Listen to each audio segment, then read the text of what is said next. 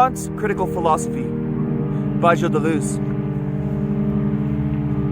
Introduction. The Transcendental Method. Reason according to Kant.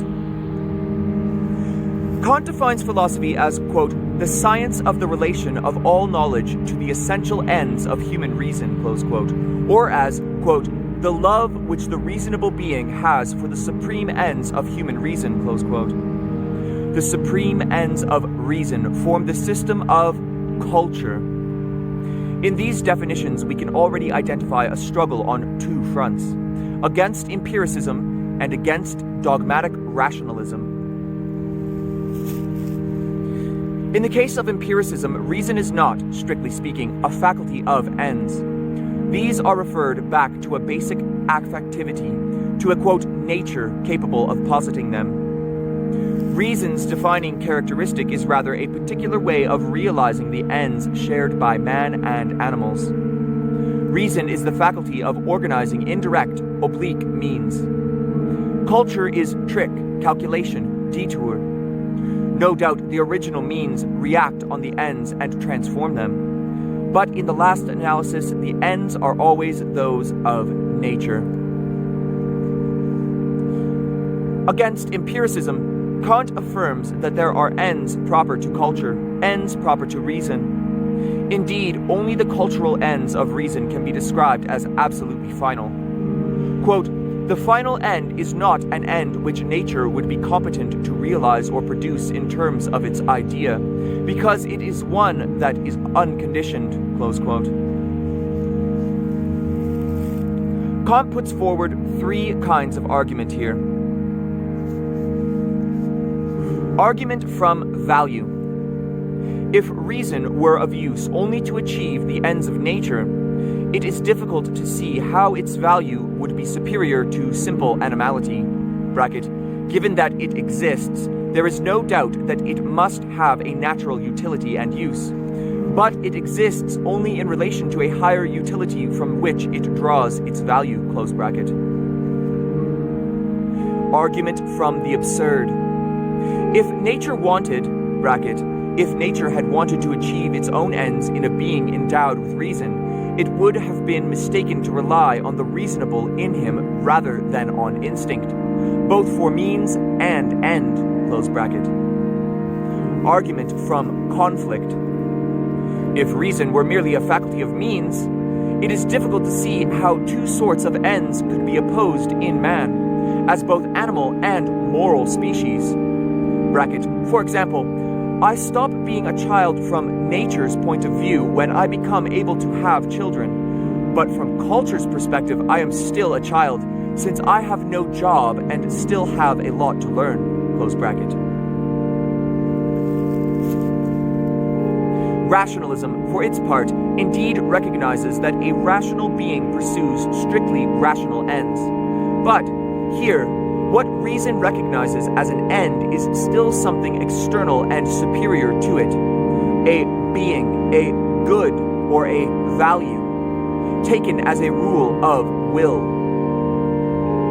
Consequently, there is less difference than might be supposed between rationalism and empiricism.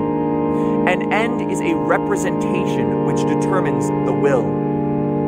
Insofar as the representation is of something external to the will, it hardly matters whether it is sensible or purely rational. In any case, it determines the act of willing only through the satisfaction linked to the, quote, object which it represents.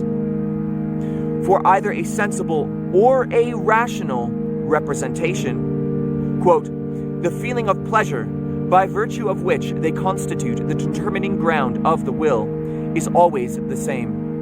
This sameness lies not merely in the fact that all feelings of pleasure can be known only empirically, but even more in the fact that the feeling of pleasure always affects one and the same life force, close quote. Against rationalism, Kant asserts that supreme ends are not only ends of reason, but that in positing them, reason posits nothing other than itself.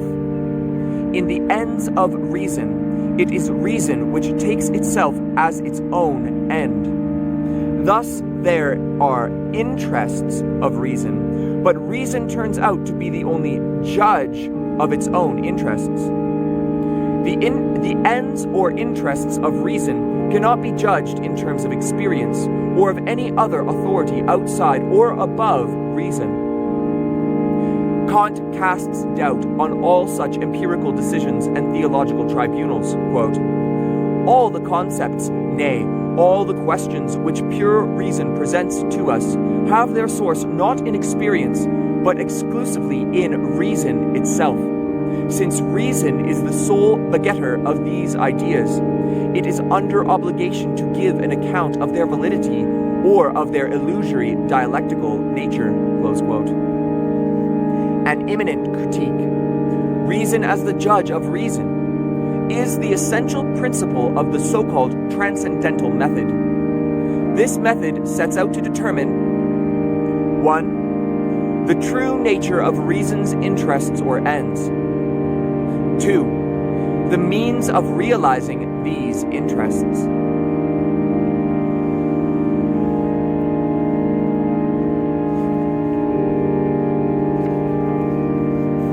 First sense of the word, quote, faculty.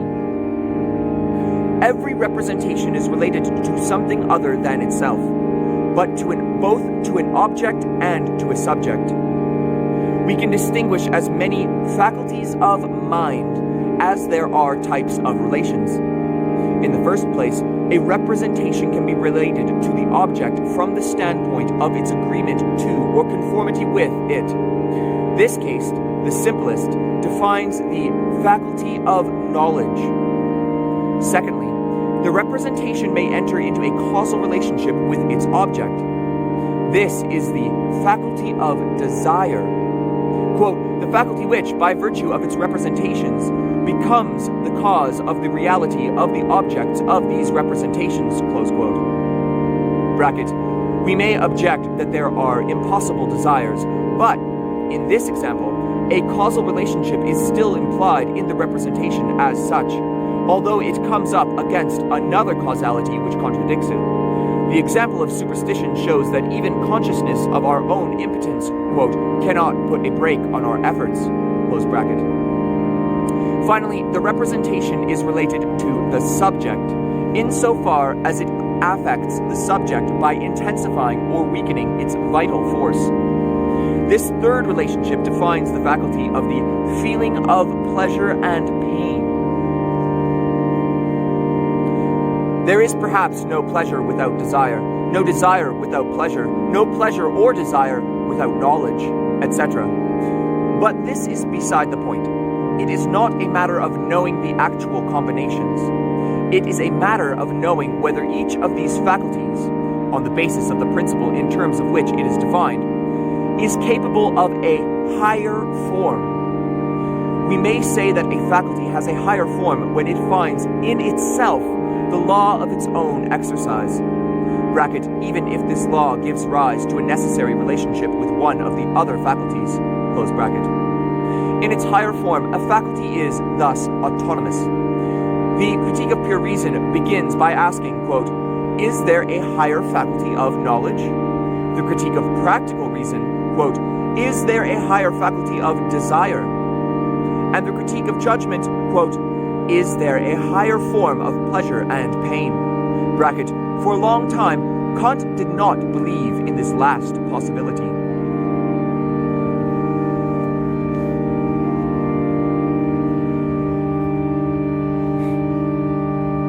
Higher faculty of knowledge. A representation on its own is not enough to form knowledge. In order to know something, we need not only to have a representation, but to be able to go beyond it. Quote, in order to recognize another representation as being linked to it, close quote. Knowledge is thus a synthesis of representations. Quote, we think we can find a predicate B outside the concept A, a predicate which is foreign to this concept, but which we think we ought to attach to it, close quote. We affirm something of the object of a representation which is not contained within it. Now, this synthesis presents itself in two forms. When it depends on experience, it is a posteriori. If I say, quote, this straight line is white, close quote, this involves two different determinations. Not every straight line is white, and that which is not necessarily so. In contrast, when I say, quote, a straight line is the shortest distance, close quote, or, quote, everything which changes has a cause, close quote, I am performing an a priori synthesis. I am affirming B as being necessarily and universally linked to A. Bracket, B is thus itself an a priori representation. As for A, it may not be, close bracket. The characteristics of the a priori are universality and necessity. But the definition of an a priori is independence of experience. It is possible that the a priori can be applied to experience and, in certain cases, can be applied only to experience, but it does not derive from it. By definition, there is no experience which corresponds to the words, quote, all, quote, always, quote, necessarily. The shortest is not a comparative or the result of an induction, but an a priori rule from which I produce a line as a straight line. Similarly, cause is not the production of induction, but an a priori concept on the basis of which I recognize in experience something which happens. As long as the synthesis is empirical, the faculty of knowledge appears in its lower form. It finds its law in experience and not in itself. But the a priori synthesis defines a higher faculty of knowledge. This is in fact no longer governed by objects which would give a law to it. On the contrary, it is the a priori synthesis which attributes a property to the object which was not contained in the representation. The object itself must therefore be subjected to the synthesis of representation. It must be governed by our faculty of knowledge, and not vice versa. When the faculty of knowledge finds its own law in itself, it legislates in this way over the objects of knowledge. This is why the determination of a higher form of the faculty of knowledge is at the same time the determination of an interest of reason. Quote, rational knowledge and a priori knowledge are identical, close quote. Or synthetic a priori judgments are themselves the principles of what should be called, quote, the theoretical sciences of reason, close quote. An interest of reason is defined by what reason is interested in terms of the higher state of a faculty. Reason has a natural speculative interest, and it has it for objects which are necessarily subject to the faculty of knowledge in its higher form. If we now ask, quote, what are these objects? We can see immediately that no reply, quote, things in themselves. If we now ask, quote, what are these objects? We can see immediately that to reply, quote, things in themselves would be contradictory. How could a thing, such as it is in itself, be subject to our faculty of knowledge and be governed by it?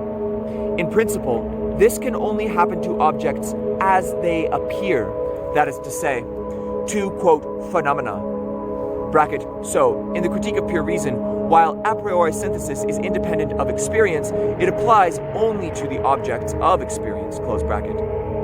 Thus, we can see that the speculative interest of reason bears naturally on phenomena, and only on them. Kant did not need lengthy arguments to reach this result. It is a starting point of the critique. The real problem of the Critique of Pure Reason begins here.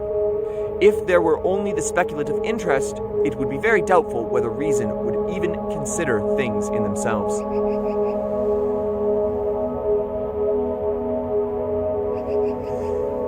Higher faculty of desire. The faculty of desire presupposes a representation which determines the will.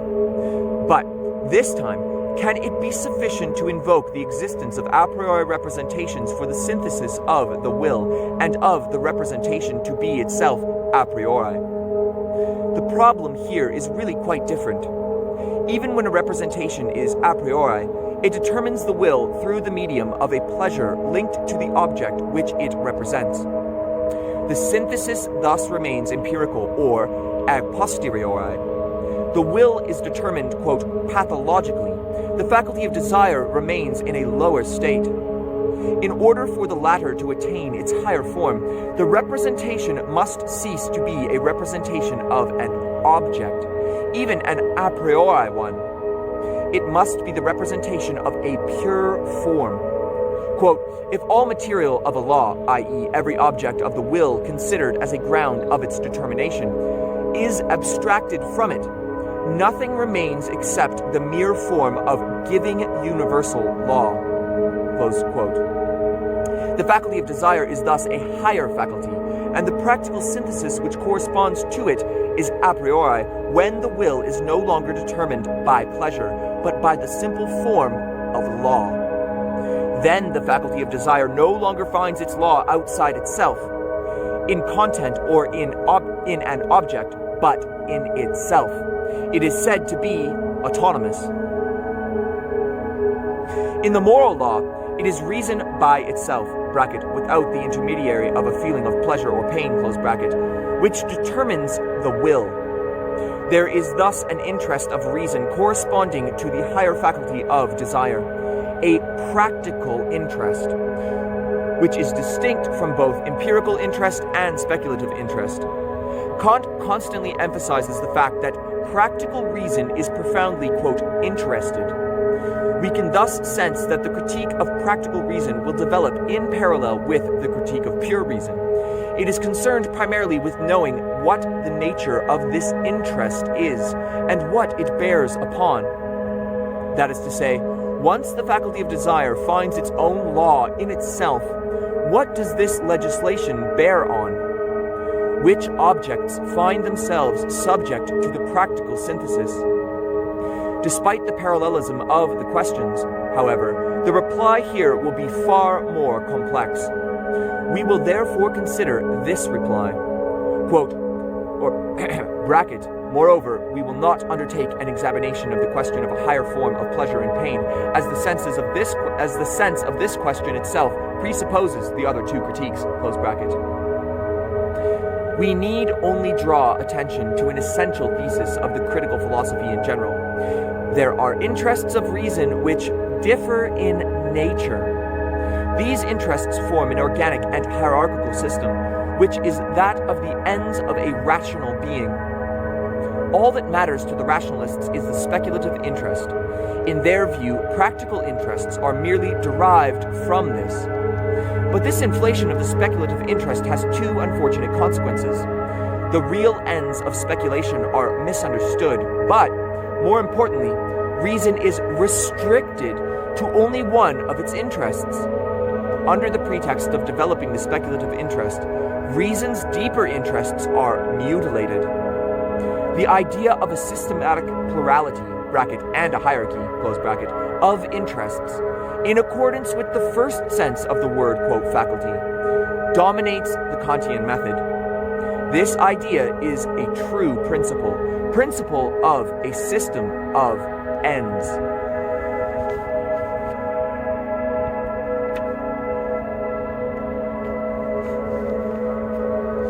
Second sense of the word, quote, faculty.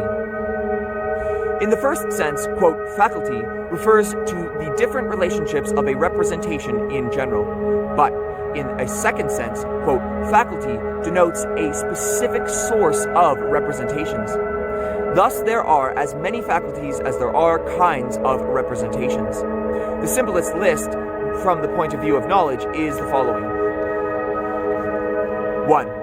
Intuition, particular representations which relates immediately to an object of experience, and which has its source in sensibility, close bracket. 2. Concept, a representation which relates immediately to an object of experience through the intermediary of other representations, and which has its source in understanding, close bracket. 3. Idea, bracket, a concept which itself goes beyond the possibility of experience and which has its source in reason, close bracket. However, the notion of representation as it has been used so far remains vague. To be more precise, we must distinguish between the representation and what is presented. That which is presented to us is initially the object as it appears, yet even the word, quote, object is too much. What presents itself to us, or what appears in intuition, is initially the phenomenon as sensible empirical diversity, bracket, a posteriori. We can see that, in Kant, phenomenon means not appearance, but appearing.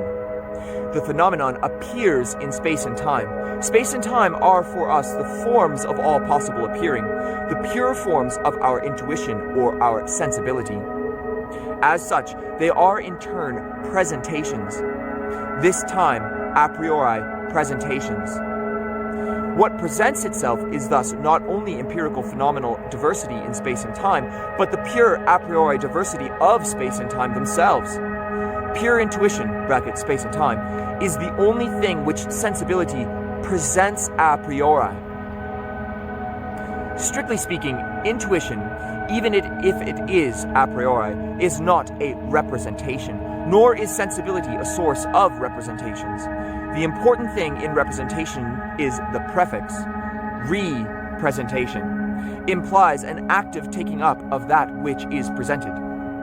Hence, an activity and a unity distinct from the passivity and diversity which characterize sensibility as such. From this standpoint, we no longer need to define knowledge as a synthesis of representations. It is the representation itself which is defined as knowledge. That is to say, as the synthesis of that which is presented. We must distinguish between, on one hand, intuitive sensibility as a faculty of reception, and, on the other, the active faculties as sources of real representations. Taken in its activity, synthesis refers back to imagination, in its unity to understanding, and its totality to reason. There are thus three active faculties which participate in synthesis, but which are also sources of specific representations when any one of them is considered in relation to any other. Imagination, understanding, reason. Our constitution is such that we have one receptive faculty and three active faculties. Bracket, we can imagine other beings constituted in other ways, for example, a divine being whose understanding would be intuitive and would produce the manifold. But then all his faculties would join together in a superior unity. The idea of such a being as a limit can inspire our reason, but does not express our reason or its position in relation to our other faculties. Close bracket.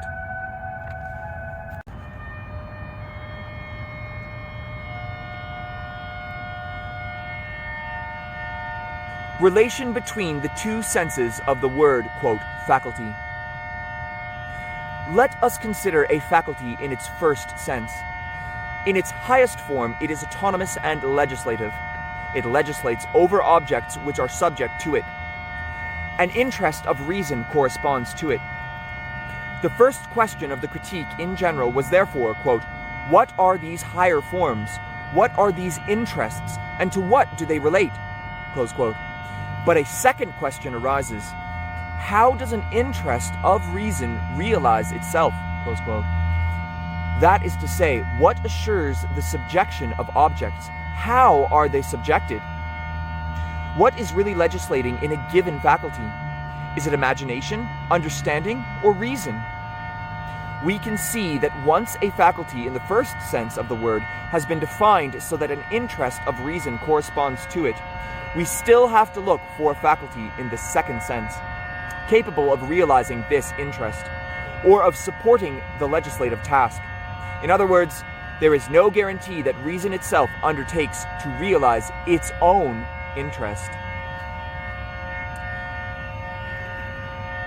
Take, for example, the critique of pure reason. This begins by discovering the higher faculty of knowledge, and therefore the speculative interest of reason. This interest bears on phenomena. Indeed, not being things in themselves, phenomena may be subject to the faculty of knowledge, and must be in order for knowledge to be possible. But, on the other hand, we may ask what faculty, as a source of representations, ensures this subjection and realizes this interest.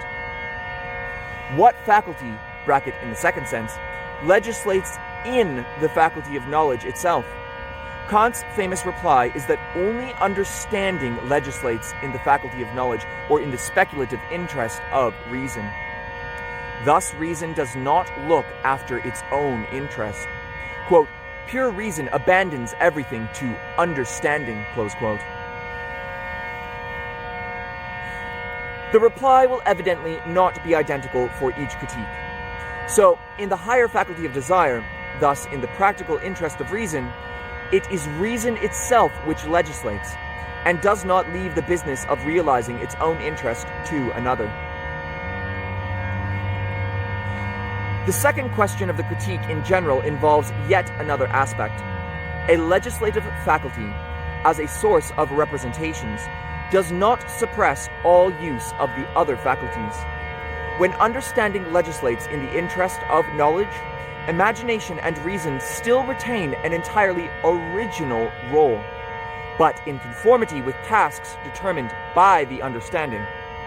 When reason itself legislates in the practical interest, it is understanding in its turn which has to play an original role, in a framework determined by reason, etc. In each critique, understanding, reason, and imagination enter into various relationships under the chairmanship of one of these faculties. There are thus systematic variations in the relationship between the faculties, depending on which interest of reason we consider. In short, to each faculty in the first sense of the word, bracket, faculty of knowledge, faculty of desire, feeling of pleasure and pain, close bracket, there must correspond a certain relationship between faculties in the second sense of the word, bracket, imagination, understanding, reason, close bracket. In this way, the doctrine of faculties forms the real network which constitutes the transcendental method.